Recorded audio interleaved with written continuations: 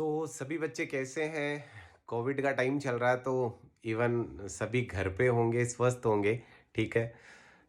Finally मैं आपके सामने फिर से हूँ एक नई डिस्कशन लेके।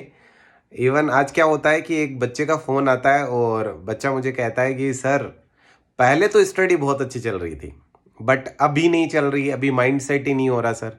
एग्ज़ामिनेशन का कोई पता ही नहीं है, ऐसे लग रहा है कि एग्ज़ामिनेशन तो शायद अगले साल होंगे, ठीक है? बहुत अच्छी बात सोची उसने। इवन चारों तरफ यही चल रहा है। जो माहौल है ना वो भी ऐसा है कि ऐसा लग रहा है कि जैसे एग्ज़ाम है वो इस साल तो होने ही नहीं है, ठीक है?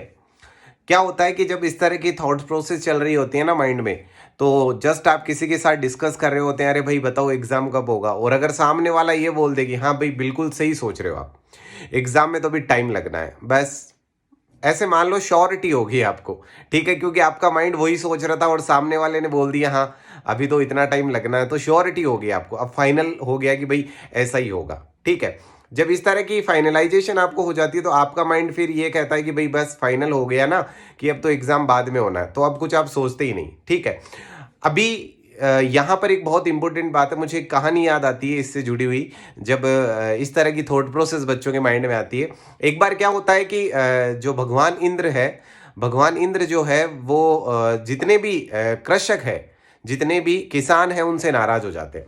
किनसे नाराज़ हो जाते हैं?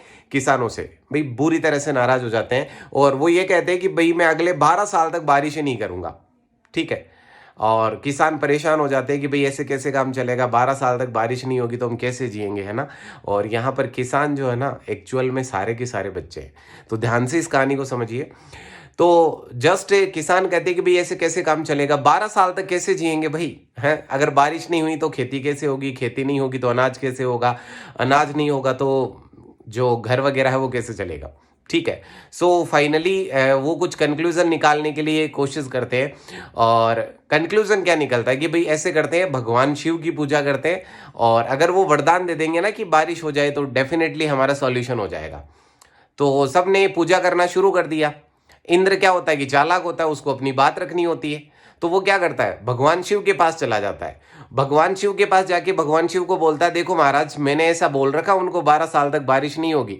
वो आपको मनाने की कोशिश करेंगे, आप मानना मत, ठीक है? आप उन्हें बोल देना कि भाई 12 साल के बाद ही होगी बारिश तो, ठीक है? क्यों?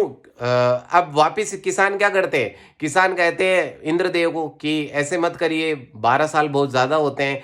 तो फिर क्या करते हैं? इंद्रदेव ये कहते हैं कि ऐसा करो, आप भगवान शिव के पास जाओ और अगर वो डमरू बजा देंगे तो बारिश हो जाएगी। क्या करेंगे? अगर वो डमरू बजा देंगे ना तो बारिश हो जाएगी। अच्छा, इंद्रदेव अभी-अभी भगवान शिव से मिल के आए कि साहब वो आपके पास आएँगे, आपकी पूजा करेंगे, आराधना करेंगे, आपसे कुछ कहेंगे, आप कुछ करना मत, ऐसे बोल देना कि 12 साल के बाद ही होगा। ठीक है?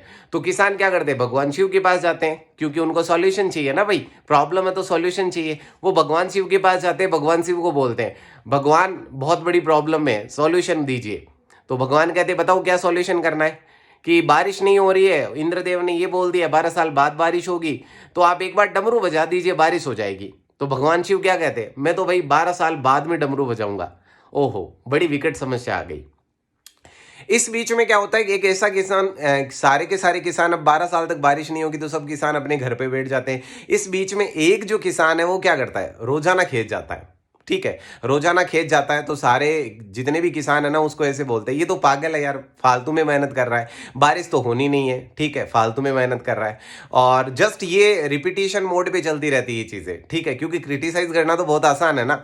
तो जस्ट लंबे टाइम के बाद में कोई ना कोई उसे पूछ ले, भाई 10 दिन हो गए तो खेत किस लिए जा रहा है, बारिश तो होनी नहीं अगले 12 साल। तो वो कहता है कि कहीं ऐसा नहीं हो कि मैं हल चलाना भूल जाऊं, मैं खेती करना भूल जाऊं, इसलिए मुझे रेगुलर जाना है। भाई बारिश नहीं होगी ये तो मुझे कंफर्म है, ठीक है? क्योंकि आपने मुझे बता दिया कि बारिश नहीं हो रही है, ठीक है? लेकिन अगर हो गई और उस समय में अगर काम करना भूल गया तो कितना बड़ा प्रॉब्लम हो जाएगा, ठीक है? तो वो कहता है कि मैं तो रोजाना जाऊंगा। अच्छा, ये बात पार्वती जी जो है वो सुन लेते हैं। पार्वती जी है वो क्या करते हैं? इस बात को सुन लेते हैं कि भाई ऐसी ऐसी डिस्कशन चल रही है। वो भगवान शिव को जाके बोलते हैं, भगवान इस तरह की बात चल रही है, वो जो किसान है उसने कहा है कि अगर मैं 12 साल तक हल नहीं चलाऊंगा तो मैं सब कुछ भूल जाऊंगा, ठीक है? तो ऐसा नहीं हो कि कहीं आप डमरू बजाना भूल जाओ। कहीं ऐसा नहीं हो कि आप डमरू बजाना ही भूल जाओ। भगवान शिव सोचते हैं हाँ बात तो ठीक है, कहीं ऐसा नहीं हो कि मैं डमरू बजाना भूल जाऊं, चलो एक बार देख तो लेते हैं बजा के, अभी बज तो रहा है ना। जैसे ही उन्होंने ट्राई किया, क्योंकि पहले ये डिस्कशन हुआ था कि अगर वो डमरू बजा देंगे तो बारिश हो जाएगी, उन्होंने ट्राई किया, जैसे ही डमरू बजाया क्या हो गई, बारिश हो गई। ओहो, क्या हुआ, जो किसान रेगुलरली खेत में जा रहा था, खेती कर रहा था, उसके बहुत अच्छी फसल हुई। और बाकी सारे क्या कर रहे थे, बाकी सारे तो वेट कर रहे थे 12 साल का, कि 12 साल कंप्लीट होने के बाद क्या करेंगे, उसके बाद में खेत जाएंगे, उसके बाद में जो सारे काम है खेत के वो बाद में करेंगे। लेकिन जो रेगुलरली जा रहा था, ठीक है, प्रॉपर तरीके से जा रहा था, एवरीडे अपने काम कर रहा था, उसको सबसे ज्यादा अच्छा फल मिला। अचानक से बारिश हुई और उसकी बहुत अच्छी फसल हुई।